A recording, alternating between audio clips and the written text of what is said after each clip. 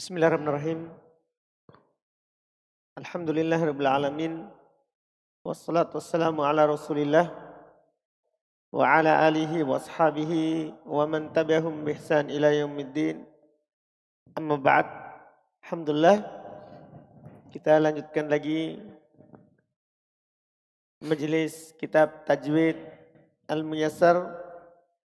Kita masih di pembahasan sifat-sifat huruf dan sifat yang kita masuki sifat yang allati la diddalaha, yang tidak memiliki lawan, karena sudah selesai sebelumnya yang memiliki lawan.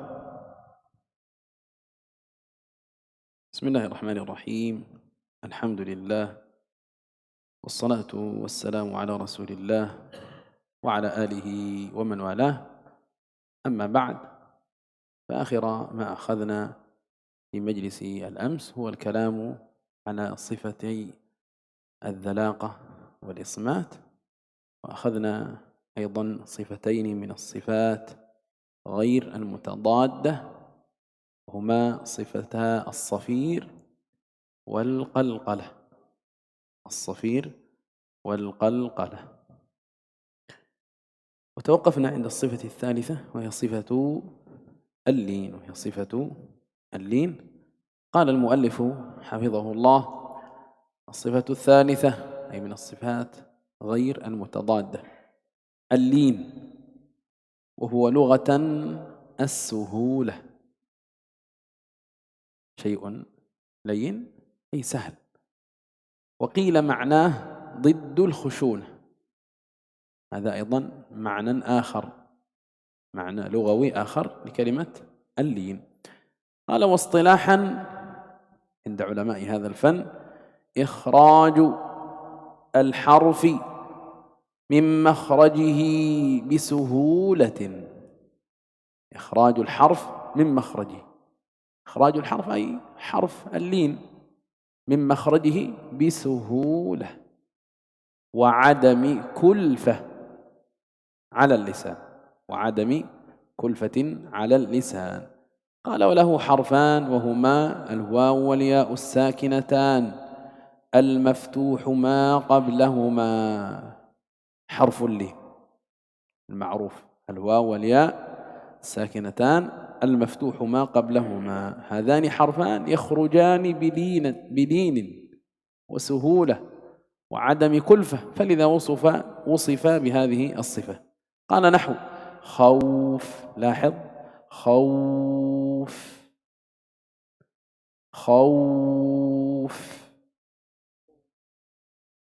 الواو، بيت الياء ياء ساكنة قبلها فتح، توصف باللين. Baik, kata beliau, kita telah mengambil kemarin dua sifat sebelumnya yang memiliki lawan, yaitu sifat ad-dalaqah dan al-ismat. Setelah itu kita masuk di sifat yang ghair mutadad, yang tidak ada lawannya, yaitu as-safir dan al-qalqalah. Dan kita sekarang masuk di sifat yang ketiga yang tidak memiliki lawan, sifat al-lin. Dia, kata beliau, secara bahasa as-suhulah, yang mudah. Yang mudah.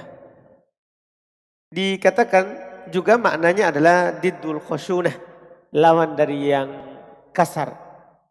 Lawan dari yang kasar. Ya, berarti yang lembut. Secara istilah, lin itu artinya keluarnya huruf dari makhrajnya dengan mudah. Keluarnya huruf dari makhrajnya dengan suhulah, dengan mudah.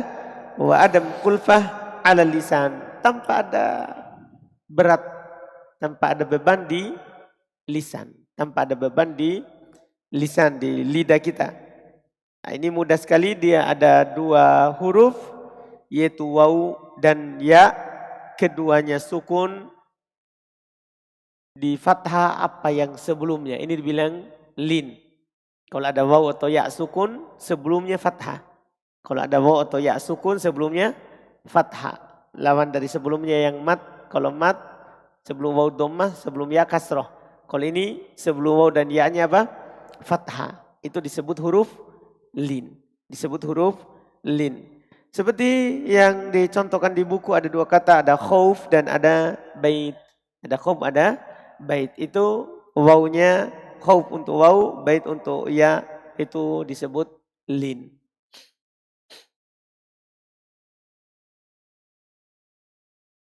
أريد أن أنبه إلى شيء يختلط على الطلبة،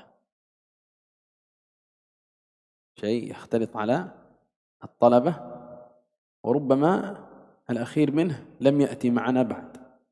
لدينا ثلاثة أمور. الأمر الأول حرف اللين، هذا أمر. الثاني صفة اللين. الثالث مد اللين. هذه أمور ثلاثة: حرف اللين، صفة اللين، مد اللين. حرف اللين هما الواو والياء الساكنتان المفتوح ما قبلهما، هذا حرف اللين. صفة اللين إخراج الحرف من مخرجه بسهولة وعدم كلفة على اللسان، هذه صفة اللين. بقي معنا مد اللين، يؤخر إن شاء الله إلى دراسة المدود، لكن فرق الآن بين حرف اللين وصفة اللين، وسيأتي الأخير وهو مد اللين إن شاء الله في بابه. Kita ingatkan berarti atas sesuatu dan mungkin nanti tidak akan lewat lagi setelahnya. Yaitu sekarang berarti kita memiliki 3 perkara terkait dengan lin ini. Ada huruf lin, ada sifat lin, ada mad lin. Ada huruf lin, ada sifat lin, ada mad lin. Huruf lin yaitu waw dan ya yang keduanya sukun sebelumnya fathah. Itu disebut huruf lin. Terus ada sifat lin, yaitu keluarnya huruf dari makhrajnya dengan mudah, tanpa ada beban dari lisan. Itu sifat lin, keluarnya huruf dari makhrajnya dengan mudah. Adapun matlin, ini akan datang nanti bersama kita. Ya, jadi sekarang kita sudah ambil 2, huruf lin dan sifat lin. Huruf lin waw ya dan waw ya sukun sebelumnya fathah. Kemudian sifat lin keluarnya huruf dari makhrajnya dengan mudah. Kemudian nanti akan datang mad lin. الصفة الرابعة من الصفات غير المتضادة صفة الانحراف. صفة الانحراف قال وهو لغة الميل عن الشيء والعدول عنه. انحرفت عنه بمعنى ملت عنه وعدلت عنه، هذا في اللغة. واصطلاحا الميل بالحرف عن مخرجه، الميل بالحرف عن مخرجه حتى يتصل بمخرج غيره. إذن في انحراف في المخرج، هذا ما ذكره المؤلف في تعريف الانحراف هنا. قال وله حرفان هما اللام والراء. شرح الآن هذه الصفة بقوله فاللام فيها انحراف إلى ناحية طرف اللسان. وكما مر معنا أن اللام من أدنى حافتي اللسان. قال والراء فيها انحراف إلى ظهر اللسان وميل قليل إلى جهة اللام. ومر معنا أن الراء من طرف اللسان وهي تميل إلى جهة اللام كما قال هنا، واللام من أدنى الحافتين، ولذلك يجعلها الألثغ لاما. ولذلك يجعل الألثغ الراء يجعلها لاما. الرحمن. من هو الألثغ؟ يقول في الحاشية وهو الذي تحول لسانه من حرف إلى غيره، بمعنى هو الذي يبدل حرفا بحرف، ثقل في لسانه مما أدى إلى إبدال حرف بحرف، هذا هو الألثغ. والآن ننظر إلى صفة الانحراف مع الصور التوضيحية. هناك فرق بين هذا التعريف وما سيأتي معنا بعد قليل. Sifat yang keempat yang tidak memiliki lawan adalah sifat al-inhiraf. Dia secara bahasa al-mail anis syai' wal-udul anhu, berpaling dari sesuatu. Ya, berpaling dari sesuatu. Itu namanya al-inhiraf, berpaling dari sesuatu. Ini secara bahasa. Adapun secara istilah al-mail bil harfi an makhrajihi, dia berpaling dengan huruf itu dari makhrajnya. Berpaling dengan huruf itu dari makhrajnya sampai dia bersambung dengan makhraj selainnya. Berpaling dengan huruf itu dari makhrajnya sampai bersambung dengan makhraj huruf yang lain. Dia ada dua huruf, itu huruf lam dan huruf ra. Huruf lam dan huruf ra. Lihat penjelasannya. Lam padanya terdapat inhiraf. Ketika mengucapkan huruf lam ada sifat apa? Di dalamnya sifat inhiraf. Ya, berpaling ila nahiyati taraful lisan, berpaling ke arah ujung lidah. Sudah lewat bersama kita, lam itu keluarnya apa? Adana hafatai lisan. Lidah, pinggir lidah bagian depan mendekati mulut. Nah, ketika mengucapkannya dia dari pinggir depan, dari pinggir lidah mengarah ke ujung lidah.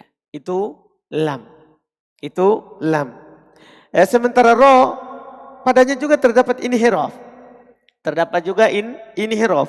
Kemana? Ke dhahrul lisan. Sudah lewatkan bersama kita bahwa ro tempat keluarnya adalah torof al-lisan. Ro tempat keluarnya torof lisan. Ketemu dengan langit-langit atau gusi di gigi atas. Nah, ini dia inhiraf ke dhahrul lisan. Dia condong ke dhahr al-lisan, ke tengah, ke punggung lidah. Jadi asalnya di ujung torof tapi mengarah ke punggung lidah. Jadi lebih ke dalam sedikit, ke punggung lidah. Wa mail qalil ila jihatil lam, dan juga condong sedikit ke arah lam. Condong sedikit juga ke arah apa? Lam. Sudah lewat tadi tempat keluarnya lam. Adana hafatai lisan. Adana hafatai lisan. Jadi condong juga sedikit ke arah lam. Oleh karena itu yaj'aluha al-alsaq laman. Oleh karena itu orang yang alsak, yang tidak bisa mengucapkan ro. Orang apa itu? Orang yang di bahasa kita. Orang yang cadel. Orang yang cadel dia mengucapkannya la, bukan ro. Paham kan? Ini karena arah dia itu berpaling dari ro ke mana? Ke arah pengucapan lam. Oleh karena itu dia bilang ketika orang cadel yang ngomong ro, dia mengarah ke lam. Ada di catatan di bawah al-sak. Ya, al-sak itu adalah huwallazi tahawwal lisanuhu min harfin ila ghairi. Ini yang kita sebutkan tadi dengan satu kata orang yang cadel.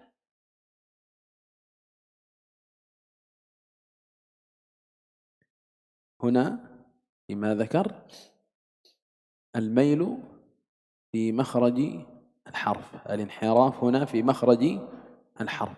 أريد أن تذكر هذا الشيء.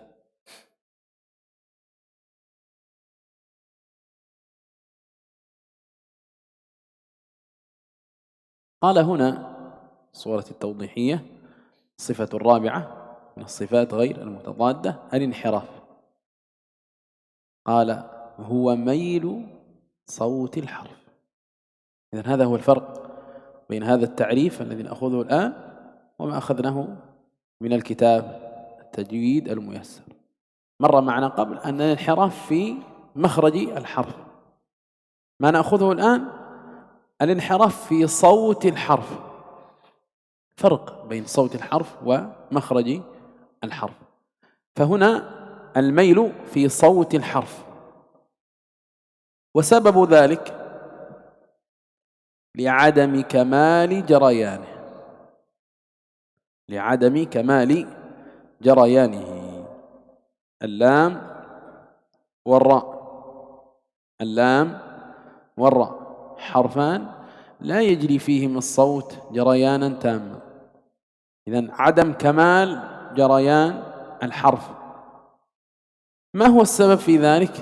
قال بسبب اعتراض اللسان طريقه. إذن مال صوت الحرف لعدم كمال جريان الصوت. ما سبب ذلك؟ عدم كمال جريان الصوت اعتراض اللسان طريقه، وحرفاه اللام والراء. هذا كلام نظري الآن سيزداد وضوحا إن شاء الله مع الصورة التوضيحية. قال انحراف اللام، انحراف اللام منظر أمامي لشكل اللسان أثناء النطق باللام. معلوم أن اللام تخرج من أدنى حافتي اللسان كما مر معنا، إذن هذا الجزء من اللسان ينغلق، هذا الجزء من اللسان ينغلق فيعترض مرور الصوت، فيميل فينحرف الصوت إلى جانبي اللسان. هذا هو الانحراف، مال صوت اللام إلى جانبي اللسان، وهذه الأسهم توضح لنا ذلك، ميلان صوت اللام إلى جانبي اللسان. وهنا يقول يكون انحراف صوت اللام إلى جانبي طرف اللسان لاعتراض الطرف طريق اللام. إذن هذا الصوت خروجه ومروره يمر ويمر ويمر حتى يصل إلى هذا الموضع فينغلق اللسان للمخرج، ينغلق أدنى الحافتين تنغلق للمخرج، فيميل الصوت إلى جانبي اللسان. هذا هو الانحراف في اللام. Baik, kita lihat di gambar ya tajwid musawwar. Di sini ada pengertian yang berbeda dengan yang ada di tajwid muyassar. Inhiraf di sini adalah mail sautil harf, berpalingnya suara dari huruf. Kalau tadi di tajwid muyassar dia al-mail bil harf an makhrajihi. Ya, berpaling dengan huruf itu dari makhrajnya. Kalau ini suaranya. Kalau ini suaranya. Karena tidak sempurnanya mengalirnya. Karena sebab lisan terhalang jalannya. Jalannya suaranya. Ya, lisan menghalangi jalannya suara. Di gambar lebih jelas kita lihat inhiraf al-lam. Kita lihat inhirafnya lam. Ini gambar dari depan. Pandang gambar sebelah sini. Ini dipandang dari depan. Jadi lidah bagian depan itu lihat tertutup. Dia ke makhrajnya. Sudah lewat kan? Dia ke makhrajnya ke atas tertutup sehingga membuat suara itu berpaling ke samping kiri dan kanan. Perhatikan keluar suara jadinya. Suaranya itu asalnya harus keluar dari tengah tapi karena tertutup bagian depan akhirnya dia berpaling suaranya ke kiri dan ke kanan. Nah ini keluar, dilihat ashumnya, lihat anak panahnya yang bagian sini keluar ke kiri dan ke kanan. Inilah dibilang inhiraf as-saut. Suaranya apa? Berpaling ke kiri dan ke kanan. Ini sana gambar yang nampak dari samping. Nah, ini gambar lebih jelas lagi. Antum perhatikan itu lidah sana, lidah paling sebelah. Antum perhatikan anak panah dari dalam, dari dalam. Ini yang gambar lidah ujungnya ini itu tertutup, ketemu dengan ya bagian atas dari gusi, dari pangkal gigi, dari gusi sehingga tertutup bagian depannya. Akhirnya keluar suara samping kiri dan kanan. Keluar suara dari samping kiri dan kanan. Itu disebut inhiraf as-saut. Dan terjadinya inhiraf sautul lam kedua sisi dari lisan karena tertutup jalannya. Tertutup jalannya. Karena ketemu di ujung lidahnya ketemu ke atas sehingga tertutup jalannya sehingga suaranya berpaling ke kiri dan ke kanan. Jadi ini berpalingnya suara dari huruf. Ini jelas ya dengan gambar. وهنا يقول انحراف الراء، أخذنا قبله انحراف اللام. قال انحراف الراء، أما الراء فبالعكس، أي عكس اللام، ينحرف الصوت بها من جانبي طرف اللسان إلى وسطه، من جانبي طرف اللسان إلى وسطه، إلى هذه الفجوة اليسيرة التي مر معنا ذكرها في مخارج الحروف، في مخارج الحروف وفي صفة البينية. لاحظ الأسهم هذه توضح لنا ميل صوت الراء، يمر الصوت كما ترى ثم ينحرف إلى وسط اللسان، ثم ينحرف إلى وسط اللسان. وانظر هذا أيضا قال منظر أمامي لشكل اللسان أثناء النطق بالراء.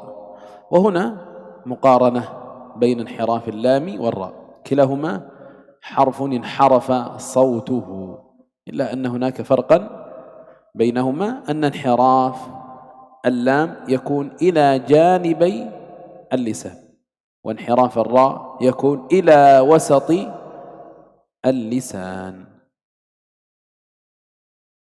Baik, berikutnya sekarang inhiraf ra, berpalingnya ra. Berpalingnya ra. Perhatikan itu di gambar, kata beliau, adapun ra maka kebalikan dari lam. Kalau lam tadi tertutup bagian tengah sehingga mengalir ke samping, berpaling ke samping kiri dan kanan. Kalau ra malah ke tengah, kebalikan dari lam. Lam ke samping, kalau ra mana? Ke tengah. Perhatikan itu anak panah yang keluar di tengah. Lubang di tengah itu, disitulah dia. Tadi dia dari dalam seperti lam. Kalau lam keluar ke samping suaranya. Kalau ra itu keluar di lubang tengah yang Syekh lingkari hitam. Iya, keluar ke tengah. Nah, perhatikan sana gambar lidah. Jadi dari dalam suara dari dalam sana. Perhatikan arah anak panah. Suara dari dalam. Pas di ujung tidak ke samping seperti lam. Kalau lam ke samping, berpaling ke samping. Kalau ini berpaling ke mana? Bagian tengah, yang lubang di tengah. Perhatikan gambar yang dibawa. Ini gambar penggandengannya, ini yang lebih jelas. Jadi kalau lam ini dari dalam ke samping, berpaling ke samping. Kalau ra dari dalam ke tengah. Ini dibilang inhiraf as-saut. Lamnya ke samping, kemudian ra ke tengah. Di lubang bagian tengah.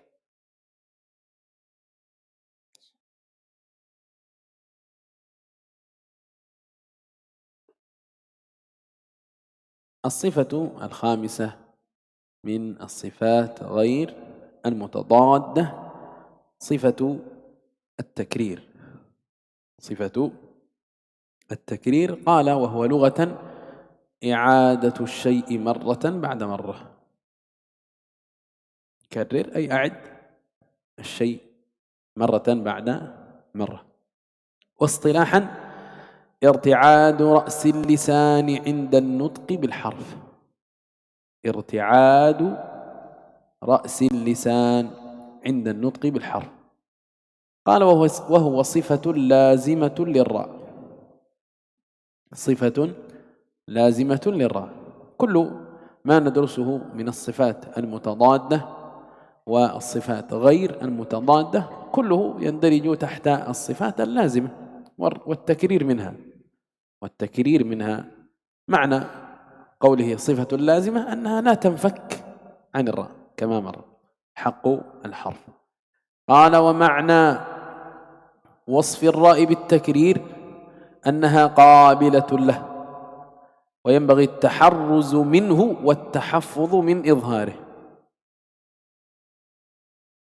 هذا الكلام فيه لبس، هذا الكلام فيه لبس يسير. فهو يقول هنا التكرير صفة لازمة، معنى لا بد منها، ثم يقول وينبغي التحرز منه والتحفظ من إظهاره.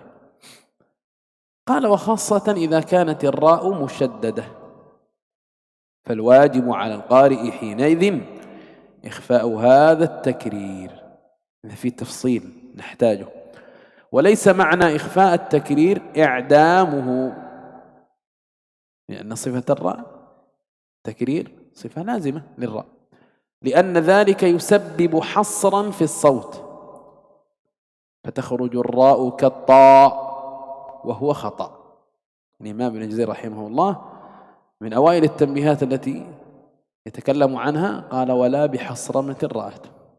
حصرمة الراء من الأخطاء، وهي المبالغة في إذهاب التكرير حتى تصير الراء كأنها طاء. الرحمن الرحمن كأنه ينطق طاء. قال بل معناه أن يلصق اللافظ بهذا الحرف ظهر لسانه بأعلى حنكه لصقا محكما مرة واحدة، بحيث يتوقى الإفراط في تكراره.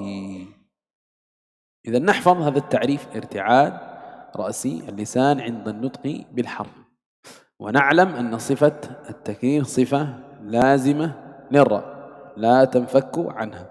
ثم نختم بهذا التفصيل، وهو أن تكرير الراء على نوعين: مقبول، هذا النوع الأول، والنوع الثاني غير مقبول. وقد أشار إلى هذين النوعين فيما ذكر. التكرير المقبول هو المذكور في التعريف: ارتعاد رأس اللسان عند النطق بالحرف ارتعادا خفيا، هذا التكرير مقبول لا بد منه في الراء، صفة لازمة. وغير المقبول هو التكرير المؤدي إلى النطق بعدة راءات. لذلك لاحظ في الصورة التوضيحية يقول: التكرير ارتعاد طرف اللسان بالراء ارتعادا خفيا يعني يسيرا. ما هو السبب؟ نتيجة ضيق مخرجها. ثم قال: وليحذر القارئ من المبالغة في التكرير المؤدي إلى ظهور أكثر من راء. إذا عندنا تكرير مقبول هو الجزء الأول من التعريف، وعندنا تكرير غير مقبول وهو الجزء الثاني من التعريف. وليحذر القارئ من المبالغة في التكرير المؤدي إلى ظهور أكثر من راء. الرحمن، هذه عدة ايش؟ عدة راءات. هذا هو التكرير غير المقبول.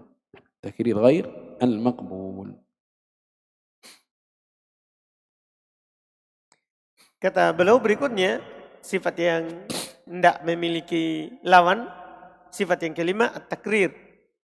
At-takrir. Secara bahasa, i'adatu syai' marratan ba'da marrah. Takrir itu cara bahasa adalah kembalinya sesuatu itu setelah kali yang pertama, kembali lagi pada kali yang kedua. Itu makna takrir.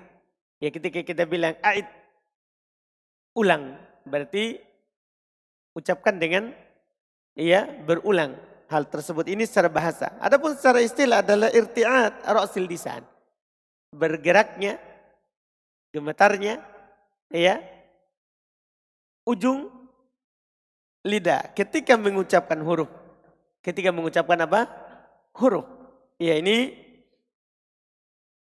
artinya sifat at-takrir. Dia sifat lazimah untuk ra'. Ya, semua sifat yang telah kita pelajari, yang lahaddat, did, dan tidak memiliki lawan atau tidak memiliki lawan, semua itu sifat lazim, itu hak huruf. Itu adalah hak huruf. Dan makna sifat ra ini dengan berulang, yaitu dia qabilah lahu. Dia menerima sifat apa? Takrir. Tapi sepantasnya untuk menghindari dan menjaga dari menampakkannya secara khusus kalau ra-nya bertasdid. Yang wajib bagi si pembaca katanya ketika itu ikhfa hadat takrir. menyembunyikan takrirnya itu, berulangnya itu, bergetarnya, bergeraknya lidah, tapi bukan berarti ikhfa takrir di sini tidak ada sama sekali. Bukan berarti di ikhfa, disembunyikan, bukan berarti tidak ada bergeraknya ujung lidah. Iya, bukan. Karena hal itu kalau kita tidak gerakan lisan nanti ujungnya akan menyebabkan hasron fi saut, akan menyebabkan suaranya tertahan. Nah, ketika suaranya tertahan berarti nanti itu adalah akan menjadi bunyi apa? To. Akan menjadi bunyi to. Jadi tidak bisa dihilangkan, ya, bukan berarti tidak ada getaran ujung lidah. Karena kalau tidak ada akan menjadi to, akan menjadi to. Dan ini salah. Ini adalah salah kalau ro menjadi to, kalau ro menjadi to. Artinya dia seorang yang melafatkan, ya, seorang yang melafatkan huruf ini dia menempelkan, ya, punggung lisannya ke langit-langit yang depan, ya, yang dia tempelkan secara kuat langsung satu kali. Itu dari sisi dia ya tawakkul ifrat fi tikrarihi, ya, dia melindungi dia dari ifrat dalam mengulang huruf ro. Ini berarti kata beliau tadi intinya dari yang disebutkan oleh Syekh ini berarti ada dua takrir itu. Ada takrir yang makbul, ada takrir yang diterima, yang benar yaitu irti'at ra's lisan yang ada di awal pengertian. Bergeraknya ujung lidah ketika mengucapkan huruf. Iya, irti'at, gemetar, bergetar. Iya, bergetar. Ujung lidah ketika mengucapkan huruf ro ini yang benar. Dan ada yang tidak benar, yang tidak diterima. Yang tidak diterima. Yaitu seakan-akan ro-nya itu berulang. Seakan-akan ro-nya apa? Berulang. Beliau contohkan tadi, ya, banyak sekali getaran, ya, lidah ketika mengucapkannya. Kemudian beliau tadi jelaskan yang digambar sifat takrir tadi, irtiator pelisan dengan ro, irtiadan khofian, ya, disebabkan karena sempitnya makrotnya. Disebabkan, ya, kenapa irtiat, kenapa bergetarnya lidah itu sedikit, ya, karena sempit makrotnya. Dan dia hanya di lubang kecil tadi sebagaimana yang digambar. Dan seorang yang membaca ro ini hendaklah hati-hati dari mubalaghah fit takrir. Sini disebutkan hendaklah hati-hati dari dia berlebihan mengulang ro-nya. Seperti tadi yang Syekh contohkan, dia berlebihan dalam menggetarkan lidahnya ketika mengucapkan ro yang mengharuskan setelahnya kalau dia berlebihan akan muncul lebih dari satu ro. Ketika dia mengucapkan lebih dari satu ro ketika dia mengucapkan.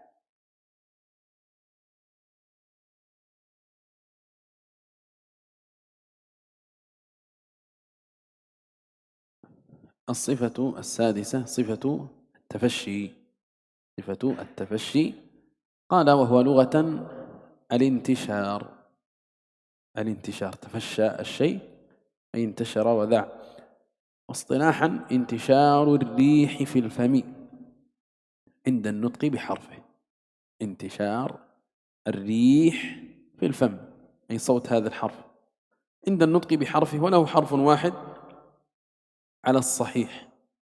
يعني كلمة على الصحيح تفيد أن من العلماء من ألحق غير هذا الحرف بهذه الصفة، فذكروا الفاء من حروف التفشي، لكن الصحيح أن حرف التفشي هو الشين فحسب، لأن تفشي الشين في الفم، تفشي غيره خارج الفم. هذا من التعليلات. ننظر الصورة التوضيحية. يقول في التعريف، هناك فرق يسير التفشي هو انتشار صوت الشين من مخرجه الذي هو وسط اللسان حتى يصطدم صوت الشين بالصفحة الداخلية للأسنان العليا والسفلى. نسمع منكم أش أش أش أشا أشا. جميل. Sifat berikutnya, sifat yang tidak memiliki lawan, sifat keenam, sifat tafasyi. Secara bahasa dia bermakna intishar, yang menyebar. Yang menyebar. Ini secara bahasa. Adapun secara istilah, intishar ar-rih, tersebarnya angin. Ya, di dalam mulut ketika mengucapkan hurufnya. Tersebarnya angin di dalam mulut ketika mengucapkan hurufnya. Ketika mengucapkan hurufnya. Ini hanya ada satu huruf berdasarkan pendapat yang kuat. Kan di antara para ulama ada yang ada yang memasukkan huruf lain seperti fa. Seperti huruf fa. Iya, yang benarnya dia ada satu huruf saja, yaitu huruf apa? Shin. Huruf shin.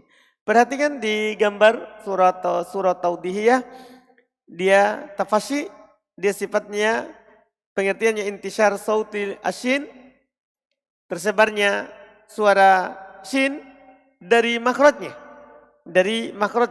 sampai dia yastadim di safhah dakhiliyah lil asnan ya al-ulya wa sufla, sampai dia penuh tabrak, ya, menabrak seluruh yang ada di bagian dalam, di gigi bagian atas dan bagian bawah. Jadi sampai ke depan, ya, gigi bagian atas dan bagian bawah. Itu anginnya atau suaranya. Anginnya atau suaranya yang disebutkan tadi, ya. Karena dari dibilang situ intisyaru sautu shin min makhrajihi. Intishar tersebarnya suaranya huruf sin dari makhrajnya. Sudah lewat bersama kita makhrajnya shin. Tengah lidah ke langit-langit. Tengah lidah ke langit-langit atas.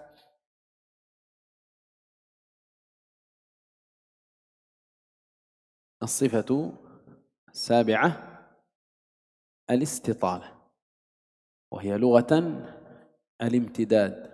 استطال الشيء امتد، واصطلاحا امتداد الصوت. سيأتي معنا بعد قليل تعريف آخر في الصورة التوضيحية. امتداد الصوت من أول حافة اللسان إلى آخرها، وهي صفة لحرف واحد وهو الضاد، وسمي بذلك لاستطالته مخرجا وصوتا حتى اتصل بمخرج اللام. ننظر الصورة التوضيحية. الاستطالة يقول هو اندفاع اللسان.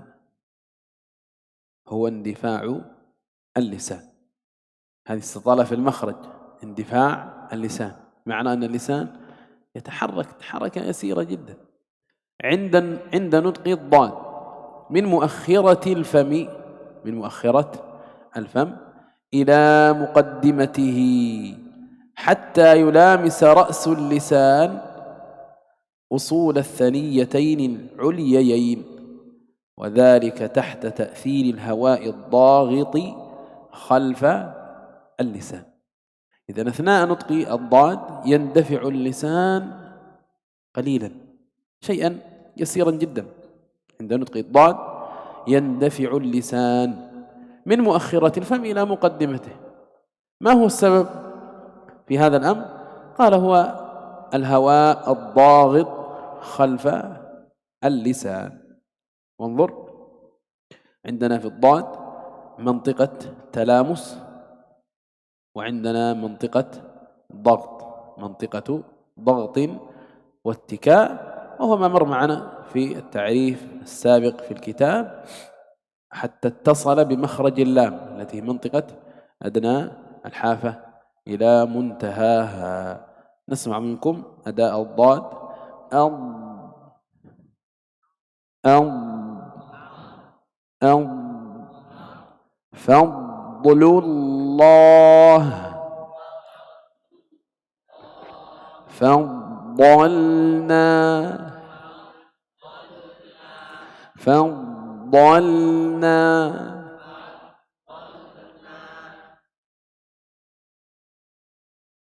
Sifat berikutnya adalah sifat al-istitolah.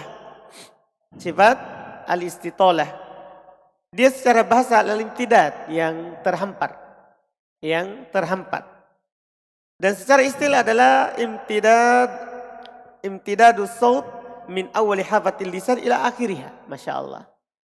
Terhamparnya suara dari awal hafatil lisan, dari awal pinggir lidah bagian dalam depan, bagian dalam, ila akhiriha, sampai bagian depannya. Sampai bagian depannya, di pinggir lidah. Dia sifat untuk satu huruf saja, yaitu huruf dot. Sifat istitola ini sifat untuk satu huruf saja, yaitu sifat huruf dot. Karena sudah lewat bersama kita tempat keluarnya dot. Hafatai al-lisan. Pinggir lidah yang di dalam. Yang digambar sebentar akan diperlihatkan. Dinamakan dengan itu karena istitolatihi makhrajan wa sautan. Karena terbentang makhraj dan suaranya. Terbentang makhraj dan suaranya di pinggir lidah. Hatta ittasala bi makhrajil lam. Sampai dia bersambung dengan makhrajnya siapa? Lam. Makhrajnya lam kan dekat dari mulut, pinggir lidah bagian depan. Iya, sampai mendekati makhrajnya apa? Lam. Perhatikan sifat istitolah di gambar. Ini sifat dari istitolah. Hiyan difa'u al-lisan. Bergeraknya lidah. Inda nutki dot, ketika mengucapkan huruf dot. Bergerak dari mana? Dari muakhiratil fam ila muqaddimatihi. Dari bagian akhir, bagian belakangnya mulut sampai ke bagian depan. Itu gambar anak panah itu yang Syekh garis hitam itu pinggir lidah. Pinggir lidah bagian belakang sampai ke pinggir lidah bagian depan. Sampai pinggir lidah bagian depan. Iya, perhatikan ini gambarnya. Jadi dari ini warna sampai ke warna depan. Iya, ini terkait dengan tempat keluarnya dari belakang ke depan sampai yulamis ra'sul lisan. Sampai ujung lidah bagian ro'os ya, tahu ro'os kan? Ro'os yang ujungnya, kan ada torof, ada ro'osnya. Sampai ujung lidah itu yulamis usul ya as-saniyatain al-ulyatain ya, sampai ujung bagian lidah itu menyentuh dua gigi depan, gigi ulya. Yang gigi sanaya. Jadi dari belakang sampai ke depan sampai dia ya menyentuh ya dua gigi depan. Demikian itu ya, karena ada pengaruh dari suara tekanan ya dari belakang lisan. Dia dari belakang ya lidah. Ini perhatikan itu anak panahnya. Keluarnya di gambar.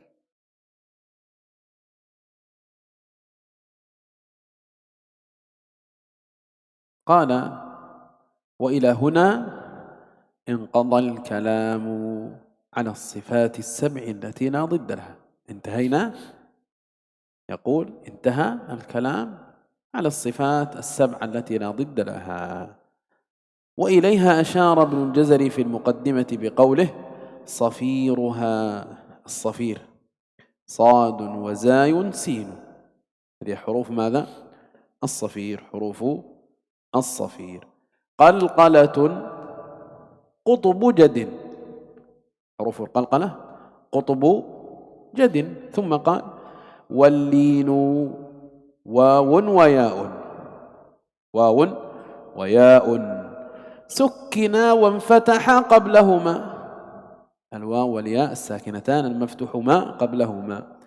والانحراف صححا في اللام والراء، صفة الانحراف في اللام والراء. ثم قال وبتكرير أي الأخير وهو الراء جعل، الراء يتصف بالتكرير. وللتفشي الشين، صفة التفشي حرفها الشين. ضادني استطل، صفة الاستطالة حرفها الضاد. Kemudian kata beliau, maka sampai di sini selesai kita berbicara tentang 7 sifat yang tidak memiliki lawan. Di sini sudah selesai dari berbicara tentang 7 sifat yang tidak memiliki lawan. Iya. Dan kepadanya lah Al-Imam Ibnul Jazari berisyarat dalam muqaddimahnya dengan ucapannya sofiruha sod zai sin wazai wasin sin wazai sin. Sofirnya yaitu dari sifat yang tidak memiliki lawan. Huruf sofirnya 3, ada huruf sod, zai dan sin. Kemudian kolkolanya kutubu jadin.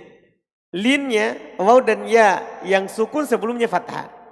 Linnya adalah waw dan ya sukun sebelumnya fathah. Iya. Kemudian wal inhiraf sahihah fil lam. Sementara inhiraf ya itu ada pada lam dan ro. Sifat inhiraf ada pada lam dan ro. Wa bi takrir ju'il. Tapi khusus pada ro di takrir, ada diulang. Iya. Walit tafashi asyin. Sementara untuk sifat tafashi adalah huruf shin. Do dan istatil. Sementara huruf dot itu memiliki sifat apa? Istitolah. Memiliki sifat istitolah. Ini berarti semuanya 7. 1 sofir, 2 kolkolah, 3 lin, 4 inhiraf, ya. Kemudian 5 tadi sudah tafashi, kemudian istatil, istitolah. Apa yang luput? Lin yang sebelumnya. Baik. نكون بهذا قد انتهينا من الصفات المتضادة وأيضا الصفات غير المتضادة، ختمنا الصفات اللازمة بكمالها. المؤلف ذكر تتمة فيها ذكر صفتين، يذكر هاتين الصفتين كثير من العلماء، لكن سنؤخر قراءتها إلى مجلس الغد إن شاء الله ليكون مجلس الغد تتمة باب الصفات مع مراجعة إن شاء الله. فسنسأل بعضكم عن حرف ما هي صفاته، استخرج صفات الدال، استخرج صفات القاف. هذا سيكون إن شاء الله في مجلس الغد. فنود منكم أن تراجعوا هذا الباب من أوله، أن تراجعوا هذا الباب من أوله لتكونوا مهيئين لأسئلة الغد إن شاء الله. Berarti kita sudah selesai dari sifat huruf yang memiliki lawan dan tidak memiliki lawan. Tidak memiliki lawan. Kemudian setelah itu beliau akan sebutkan tatimah, penyempurna dari 2 sifat sebelumnya, sifat yang memiliki lawan dan sifat yang tidak memiliki lawan, dengan menyebutkan 2 sifat lagi. 2 sifat lagi. Ini kita akhirkan di majelis besok, dan sambil kita besok murojaah dari sifat huruf. Kita sangat mengharapkan antum mengulang dari sifat huruf yang telah lewat supaya besok kita bisa murojaah setelah menyelesaikan 2 sifat tambahan yang akan disebutkan oleh penulis. Ya, kita mengharapkan antum murojaah ya untuk sifat huruf. Misalnya besok akan ditanya salah seorang dari kita apa sifatnya huruf, ya, dari huruf yang akan disebutkan, kemudian kita sebutkan sifatnya. نكتفي بهذا القدر. سبحانك وبحمدك لا إله إلا أنت نستغفرك ونتوب إليك. صلى الله وسلم على نبيه محمد وعلى آله وصحبه أجمعين. والسلام عليكم ورحمة الله وبركاته.